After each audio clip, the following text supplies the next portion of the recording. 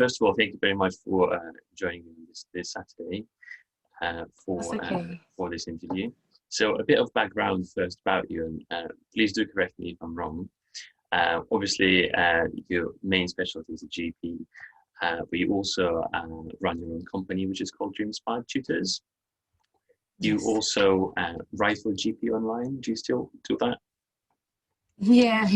Yeah, and you've mentioned in a few of your videos that you're a speaker in different events, and also you do work for GMC with PLAB, or PLAB as they call it. So the first question that I've got for you today is, so you've always wanted to be a doctor. You've said that you went to school, you got into obviously medical school, you went through all that, and then you've done your foundation, you've taken a year out, and then you've become a GP, and you've completed that as well. Can anyone do that through that? And what does it take to do all that? So for me, I've always been, in terms of my personality, I've always been a very strong-minded person. I've always known what I wanted, and that's just not in terms of not only for medicine, but just in other aspects of my life. I'm very focused, very determined. I'm not a quitter. I mean, I do things right to the end, you know. Yeah. I like to see things right through. So I think, you know, I knew my personality quite early on, and then I'm not sure what I can't really pinpoint one particular thing as to why I chose medicine. There were a number of different things from when I was a child, really. Whether it was like a TV show or something that sparked that initial interest, but something did, and I can't pinpoint what it was, but I know that I always wanted to be a doctor, and the more I kind of knew about it, there were things that I felt that really would suit my personality, and it was something that I wanted to kind of achieve in life. I wanted to help people, of course. I enjoyed learning. You know, from a child, I was just always looking for new things to learn. I think when I was maybe 6 or 7, I remember I read all the books like in the class, and the teacher got me to read Matilda. So I just love reading, I love learning, and they always had to find extra work for me. And I just love learning. And I think with medicine, I always saw that there was this potential to just learn so many different things, and you're always learning. And there were just loads of different reasons as to why I chose medicine. So I think it just depends on who you are, and whatever career you choose, how that matches your personality and how that suits your personality type. So I think to do medicine and to become a doctor, you obviously need a lot of different qualities. Like I said, in my personality, you definitely need to be a hard worker, persevere, be a very determined person. When I was in medical school, I mean, I couldn't again pinpoint one particular specialty. I went from wanting to be an ENT surgeon. That was like my favorite for a very, very long time. And then when I started my foundation training, I was in cardiology, and I really enjoyed that, and I thought, maybe I could be a cardiologist. And then I did a grand round with a consultant neurologist, and then I thought, maybe neurology is interesting, and I want to do that. And I just I couldn't really pinpoint one specialty. And I think that's also one of the reasons why I chose general practice, because there are so many different specialties within that specialty, or within that career. So I think there are loads of different skills and qualities you need, but I think I would always say, just look at who you are and know yourself really, really well, and then you can decide what career or what specialty is really for you and really suits you. So I hope that answers the question. Absolutely. And thank you. And we'll come back to the foundation training, as you've mentioned, and you actually doing your work as a GP now. But sort of taking a quick step back and talking about your time at school. In one of your videos, you've mentioned that you've sort of said that they don't have many applicants in a comprehensive school where you went to in London. Therefore, they have less support and less knowledge of the process as compared to the independent schools. Do you think that puts students who get into the comprehensive schools, the pupils, do you think that puts them in a sort of disadvantage as compared to those who go into the private schools? I think so, I think just looking at my own personal experience and then the students that I've worked with over the years, I think even if we just we take away the lack of opportunities. It's also the mindset and the environment that you're in when you go to a comprehensive or state school versus maybe an independent or a private school. I think a lot of the things I've seen over the years is that many of the students that I've encountered, and even myself, you know, we always kind of question certain things, or we always maybe have a bit more self-doubt, whereas, you know, people can correct me if I'm wrong, but from my experience, what I've seen, when you go to a private or independent school, you have a different way about you. You see things differently.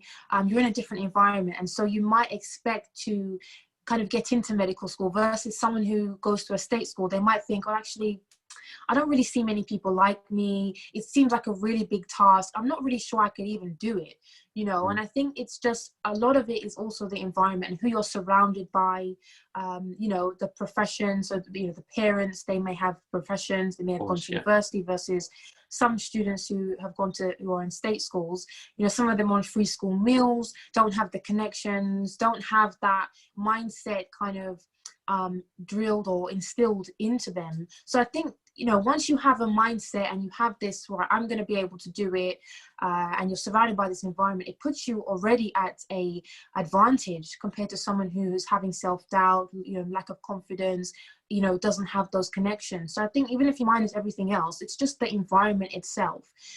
Looking back at my schooling, like I said, when I was, say, 4, 5, 6, and I was in, we say, juniors or infant school, I was very confident. I was very kind of outspoken. I would always put myself forward for, you know, just things like whether that was speaking, or if there were plays, I'd want to be the narrator, I'd want to be the lead role, or all these different things I would put myself forward for.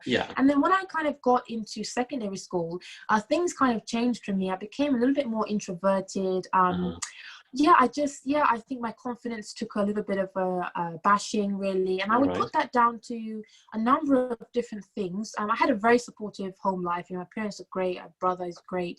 But, you know, when you're in school every day and you're, you know, people like the teachers or the students are telling you things that can knock your confidence over time, you know, you're going to change, essentially. So for me, you know, I kind of changed. So I went from someone who's really, really confident to someone who was less confident.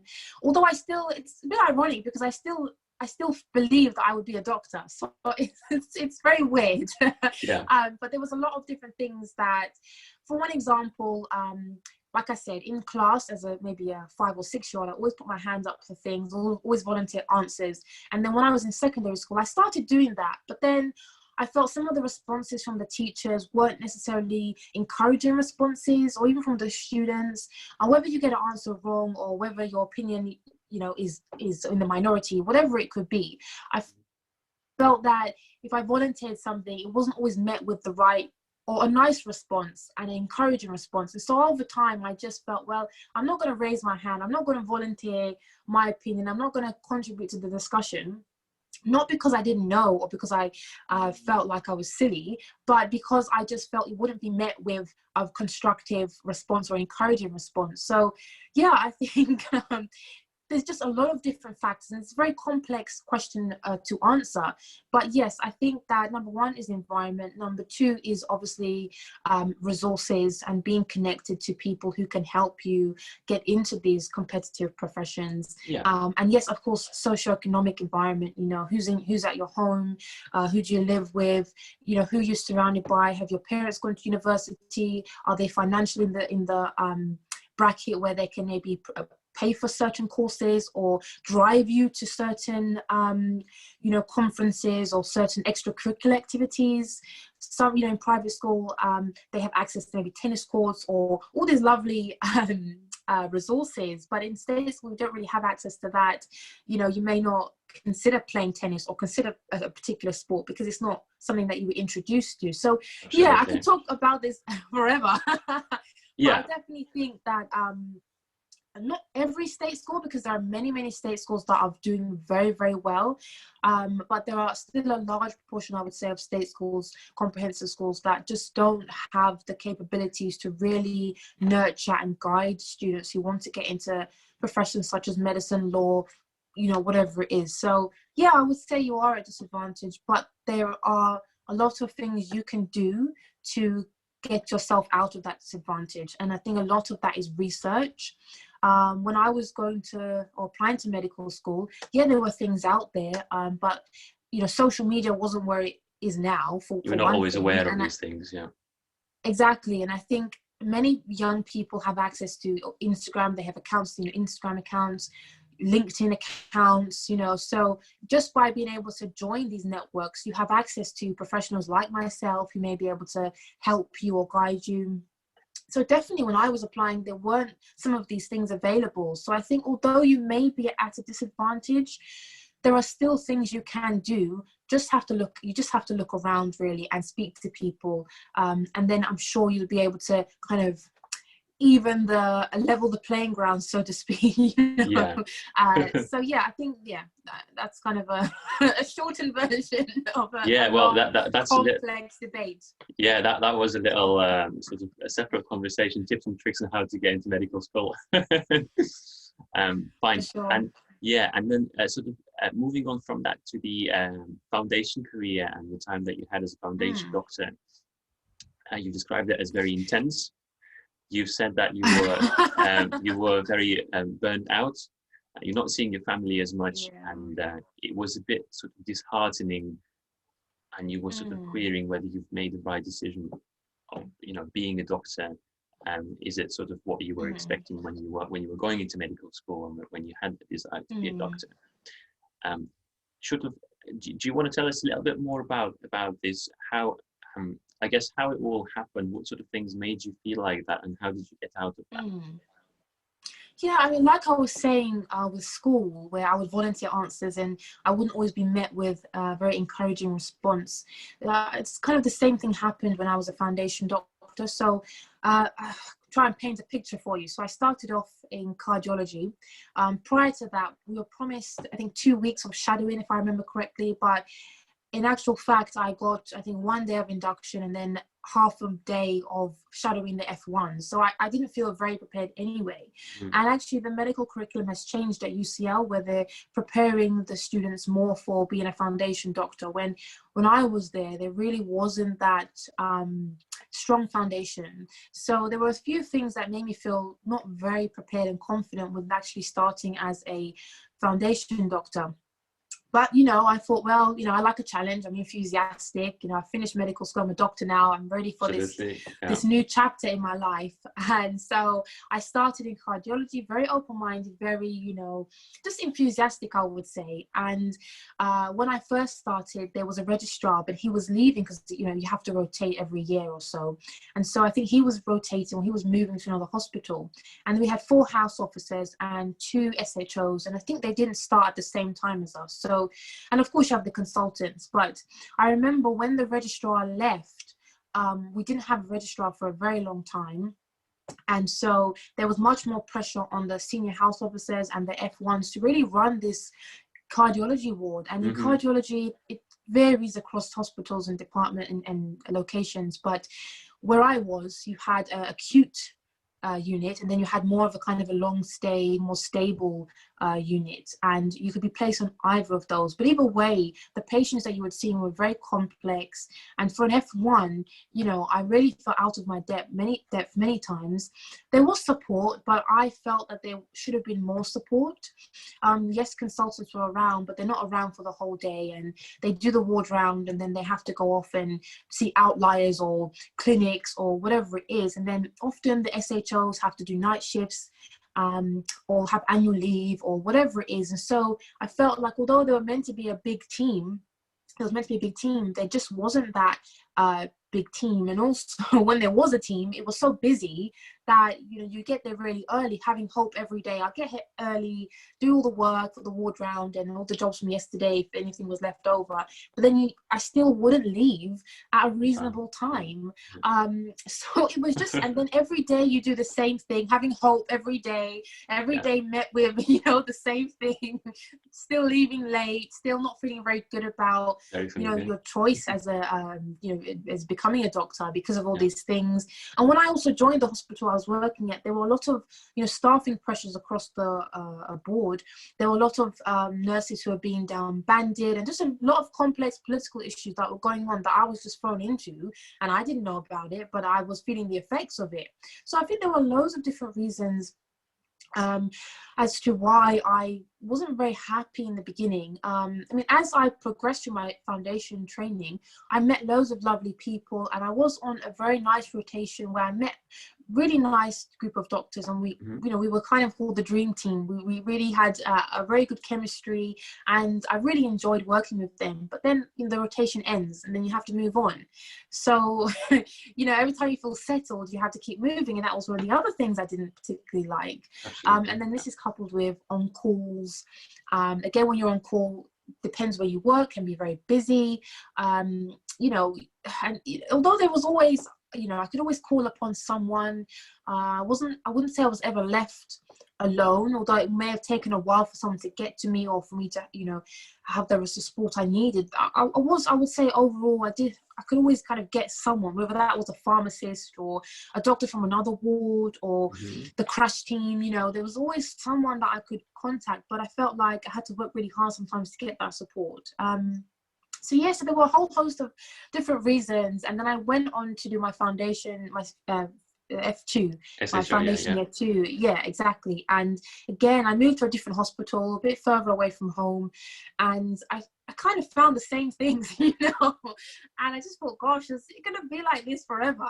So yeah, it was just, I was having hope. I was very enthusiastic at the beginning, like most of us are. And then I just felt like every time I would have hope, I'd be open-minded, that it was just kind of met with something a bit negative. So yeah, so I just had to take some time out to really question this decision, just reevaluate, look at, you know, the choices I made, and just decide if really this was the career for me. Did it suit my personality? Was I looking for something else that I wouldn't find in medicine? So I really had to go back and decide, you know, if this was the career. I went back and I just looked at who I was and choices I made. And one of the key questions I asked myself was, do I still want to be a doctor? Because if I didn't want to be a doctor, then that would be easy for me. I would just leave and find another career. And for a short while, I did apply to other jobs. I actually was offered a job in medical writing at a medical communications agency, but I turned the job down because I just didn't feel it was the right fit. I just couldn't see myself working there. You know, I felt like I had to also start from an entry-level position, and I just didn't want to do that. Whether that was me again, wanting to rush, I don't know. I just felt that although I enjoyed writing and I was very good at it, and I had to pass this like assessment, and they said I was doing really well, and I scored really highly apparently. I just felt that it just wasn't for me, you know. And still to this point, when you say a doctor, you still have no idea what specific doctor. You're still sort of in that sort of grey area where I want to be a doctor, but I'm still not sure what exactly I want to do. Yeah. Exactly. So yeah, I would say I was lost. I was, you know, I had to decide, did I still want to do medicine? Did I still want to be a doctor? But once I decided that and I answered that question and it was a resounding yes, it was much easier for me then to decide kind of what I wanted to do after that. I don't know if it was easier, but it gave me more clarity. Yeah. And I felt like I could then plan the rest of my year in terms of what I wanted to do, to decide if I wanted to still be a doctor, what was my next steps going to be. So that's where general practice kind of came about. I looked at the career, and, you know, like many of us in medical school, it's not something that we really consider because there are many negative things said about it. And also we see that there's a lot of excitement in other specialties, you know, the operating or, you know, A&E, and seeing all these, doing crash calls and all this thing. We just have this idea that it's so fun and exciting, but there's more to medicine than the excitement and adrenaline rush. So I didn't really consider general practice until it was my year out. And when I looked at general practice, I saw that there were so many things that, you know, I didn't really consider, and I felt that it would match my personality and all the things that I valued. I felt that general practice had. So within general practice itself, but also the wider kind of aspects to it, like work-life balance and having career autonomy. Because looking back, you know, I revisited the reasons as to why I chose medicine. And one of those reasons where you see the consultant, right? And the consultant is the boss. You know, they're in their suit and tie and they have this control over their career. They're running the team. And for me, when I shadowed consultants and I saw consultants and they were running the team, I felt that this was something that I wanted to do. I felt like I was always a leader. I never really followed people. I just, again, like I said, I was very strong-minded. If I would make a decision, I wouldn't really be too bothered if people didn't agree or people kind of laughed at me, or it just didn't bother me. I just was set in a certain way. And so one of the things I liked about medicine was this career autonomy. But then what I realized as a junior was that it would take many years for me to have this career autonomy. I'd have to work and slog away and then move around and be miserable. And I just didn't want to do that. So as a GP, I felt that I would have this career autonomy. I would have more control over my working week, over my career. And like I said, I wanted to be a doctor. The passion didn't go, but I wanted to have a long career. I wanted longevity. And I felt if I had returned to hospital medicine and chosen a specialty, I don't think I would have lasted very long. So there were loads of different reasons, but yes, having, a career autonomy was one of the big things that really kind of stuck out to me in general practice. And just like I've said in many of my YouTube videos, the opportunities, we talk about opportunities in medicine, but then there are so many opportunities in general practice that, again, are not highlighted to many people. And I wonder if it was highlighted, if we would have more GPs. Do you think it's fixable? And if so, how can we fix it? What should we do to sort of get rid of that sort of, routine of tasks and sort of no prospect of clear future? Sounds really horrible, doesn't it? I think the people at the top, they need to listen to the doctors. They need to listen to the trainees. And I'm not just talking about the top in the NHS. I'm talking about a government level as well. We know what happened in 2016 with the junior doctor contract and all the issues surrounding it. And this was when I was taking my year out. So can you imagine how I was feeling as well at the time? I think they need to listen to us more. I think the only way you're going to recruit more people, retaining is really important, because you can get loads of people through medical school, but it's about, after that, about being able to retain the workforce. So I think in order to retain people, you have to listen to them. You have to be flexible. And going back to the hospital rotations, I felt like it was very rigid. I felt like I couldn't plan my life. I didn't get my rota, not every time, but for the most part, I didn't get my rota when I should have 6 to 8 weeks beforehand. So I couldn't plan my life. I felt in limbo. And when I got my rota, I was often, doing all these on-calls, nights, days. I didn't know if I was coming or going half the time. When I did have free time or annual leave, I was like a zombie, so I couldn't really do anything. So I felt very rigid. I felt like because of the staffing pressures, you have to do more on-calls. You have less annual leave when you want it, so you kind of have to just take the leave where there are gaps when you where can. Your team, to compromise with your team. And because you want to have good working relationships and everyone's in the same boat, then you just compromise and you sacrifice. But I just don't think it's sustainable. So I think, people need to, the people at the top, government, NHS, managers, whoever's designing these rotas, I think they need to be a bit more flexible, need to listen to us. I think, less than full-time training and less than full-time work shouldn't be frowned upon, because that actually keeps you sane. It does. A lot of people, a lot of GP trainees, when I've spoken to the people in my cohort at the time when I was a GP trainee, many of them weren't going to do full-time general practice. They had witnessed firsthand what it was like to be a GP working full-time. And if you're not working less than full-time as a trainee, I'll talk about general practice training because that's what I did. You're working full-time and you're under pressure. You don't really have much time in the working week to do anything other than work. Then when you're not working, you do your portfolio. You can be very miserable and grumpy. How can you give the best to your patient if you're fighting an internal conflict with yourself? So I think it just needs to be, all these cultures, all these kind of attitudes towards the way we work, I think it needs to be changed. Otherwise, we're just going to keep having these conversations many, many years from now. So for me, one of the answers is part-time working, job sharing. I think if you job share, I think you would be able to meet a lot of the demands, a lot of the requirements, and people would be happier. You wouldn't have people being miserable, and you wouldn't have people leaving. I know many people, friends and otherwise, who have left medicine. These are very bright, talented, hard-working individuals who have left a profession that needs people like that. So yes, we can get people from abroad, which is great, and we always need people from abroad. But what about the people who are here who want to be doctors and are working really hard to stay in this system that they struggle to working and struggle to see a future in? I think we really need to look at the people who are here and who are struggling. And until we do that, until we listen to the trainees and put things in place to support them, then we're always going to be having these conversations. And it's sad, but it is what it is. yeah, I definitely agree about the fact that we definitely should be looking more into people who are sort of struggling to become doctors, to get into medicine here. And definitely, thank you for mentioning that. It's tough coming in every day. What kind of things do you find sort of interesting and exciting about your GP practice, and what sort of things you find more sort of daunting and challenging?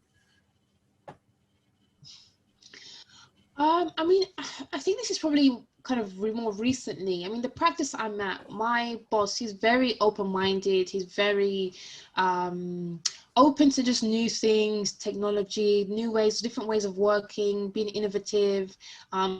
So that's really good in itself. I think with COVID-19, although it's not been ideal for anyone, it really has accelerated, the use of technology. Although in general practice, actually, there was still many people use technology in general practice, but I think it's just more enhanced now and accelerated, which is great, because actually, although it's challenging to do telephone or video, I think it should have been utilized a lot more than it was. But I think just the nature of medicine, the nature of being a doctor, patients want that human contact. They want to be examined. They want to speak to someone face to face, which is, we're human, so we would always want that, which is why I don't think that, being more digital will ever kind of replace us as humans, us as doctors, because, patients will always want to see the doctor, to have that physical contact with the doctor. So although using technology is really good and really innovative, really exciting, I think there's always going to be room for meeting people face to face, and you need that. There's only so much you can do via the virtual remote working. So yeah, in terms of challenging, I think it's just the quantity sometimes, seeing people very quickly in short time slots, which for simple problems works fine. A medical certificate, fine. If you know the person from before, fine. But if you've got someone who may be elderly, multiple conditions, or even language barriers, sometimes it will take a little bit longer to, complete the consultation. So in that instance, yes, and sometimes you see so many people in a day, it can be quite exhausting. So that's challenging. But like I said, the way I'm able to balance that is because if I do a few long days and I have like a day off or so I can kind of recharge my batteries. And where I work, I'm quite fortunate where, it's not that busy in comparison to other places I've worked, or from stories I've heard from other people. Yeah. Fine. Questions, sort of one answer questions, if you still have time for that. We can do a few. Yeah. Sort of not specifically related to being in GP or to medicine in general, but most just about yourself, really. Can you name sort of one book that changed your life or impression of the world in general?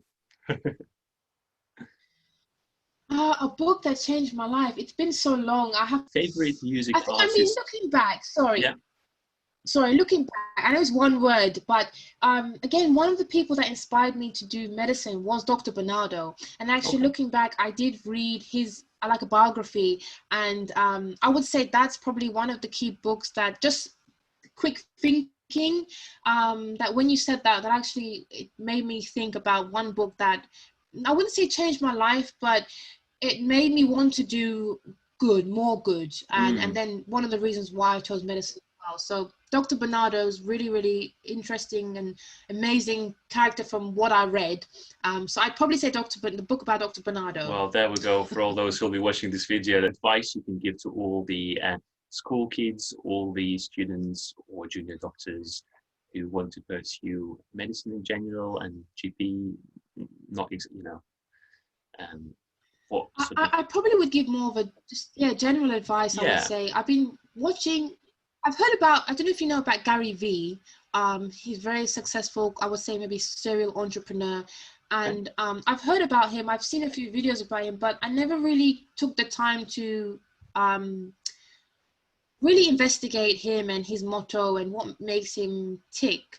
And one of the key messages he always spouts about, and he always says that people always talk negatively about him because he says the same thing. But it's true, he does say the same thing. But one of the things he says is like, you know, he always spouts a kindness and being happy. And the one thing I would probably say, which I agree with him on, is be happy, try to be happy. We of all people will know, being medics, that life is short, and you know there are many things that can happen to you along the way. You can end up with an autoimmune condition when you're like 40. You know, wouldn't expect that. So I think a lot of us, and the way our personalities are, we are very worried about many different things, being the best, succeeding at this and that, etc.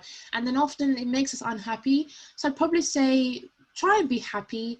You know, you don't have to be rich to be happy. You know, you don't have to have very much to be happy. But if you can just go through life trying to be happy and not worrying so much, that would probably be the thing I want people to take away from this interview. You know, during my year out of training, I wasn't very happy. And I look back, I had a whole year and I feel like I could have been happy. So yeah, I mean, learn from experiences, you know, from people like myself, and just try and be happy and try and live day to day, doing what you can to be happy. Yeah. There we go. Thank you very much for this advice. That's really, really valuable advice. Dr. Baptiste, thank you for your time, for taking this time to sort of do this interview. We'll keep an eye on your online content on your YouTube and your Instagram as well, and all videos that will be coming up. As you said, you'll be doing the video sometime soon about your sort of... Hopefully before the year is out. Yes, I'm aiming to do it in the next month or so. So it should definitely go live before the year is out. So yeah, keep an eye out for that. And yeah, thank you so much for asking me to do this interview. I always like to speak to loads of different people. So we must do a reverse interview. I want to speak to you about you and your career, your background. More than happy to, yeah. All right, then I'm going to go, but enjoy your Saturday. You too. Enjoy your weekend, and thank you very much once again. All right. See you later. All right. Take care. Bye, Nice speaking to you. bye. Bye.